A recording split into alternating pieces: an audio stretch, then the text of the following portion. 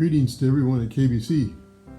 Like everyone else, I've been waiting out this COVID crisis, looking for the day when we can hang up our face masks, shake hands, and hug one another.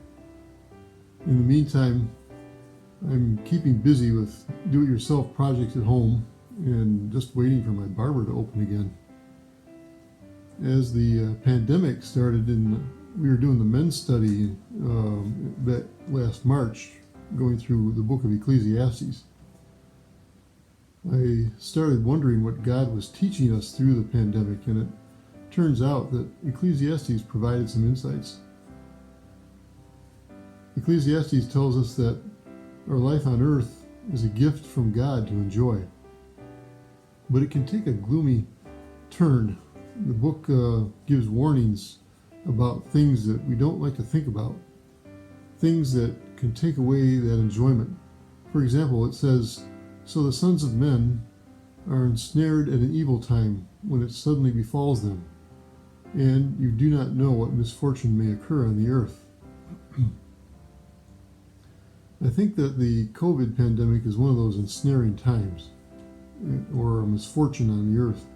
Ecclesiastes is trying to warn us not to get too settled into the passing enjoyment of this world. It frequently calls our life here futile for that very reason. Things like the COVID crisis come along to emphasize this.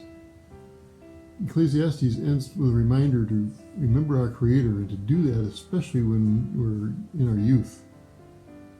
Its final statement is to fear God and keep His commandments, because God will bring every act to judgment.